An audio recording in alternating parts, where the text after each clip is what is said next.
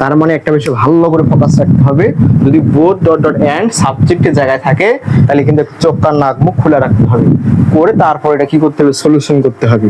হ্যাঁ, আপনি অবশ্যই বোথ এর পরিবর্তে নট অনলি বসাবেন। কি বসাবেন? নট অনলি, তারপর অবশ্যই আই বসাবেন। আর এই এন্ডের পরিবর্তে কি করবেন, বাট অলসো বসাবেন। আপনি হয়তো ভাবতে পারেন তো আপনি তো সেম কাজই করলেন, বোথ এর পরিবর্তে নট অনলি আর এন্ড এর পরিবর্তে কি বাট অলসো। হ্যাঁ, আমি অবশ্যই সেম কাজই করব, তবে একটা ভেরিয়েশন হচ্ছে কি, যে একটা ভেরিয়েশনের বিষয় হচ্ছে এরকম যে আপনি হয়তো পরীক্ষায় আর অনেস্ট দিয়ে চলে আসবেন, কারণ আপনি তো এতটুকু জানেন যে বোথ ডট ডট এন্ড থাকলে not only dot dot but also হয়, আর আপনি আর কোনো কিছু তাকাবেন না, কিন্তু আপনি একটা বিষয় ফোকাস রাখবেন এই বাক্যটা আদৌ হয়েছে কিনা। আমাকে যদি বলো আমি বলবো আদৌ হয়নি, কেন হয়নি, ফোকাস রাখতে হবে যে আসলেই, সরি এখানে আমি ইয়া লিখি নেই, হি লিখি নেই, আচ্ছা দাঁড়ান, but also he R honest, focus রাখেন।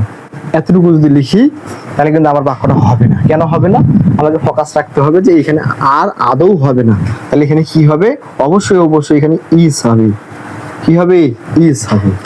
এখন কেউ যদি বলে ভাইয়া তাহলে কি এখানেও ইজ হবে? না, এই সাবজেক্টটা আসলে প্লুরাল সাবজেক্ট, আর এইখানে যে আমি ভার্বটা লিখছিলাম অবশ্যই এই ভার্বের সাবজেক্ট হচ্ছে এই হি, আর এই ভার্বের সাবজেক্ট হচ্ছে পুরাটাই।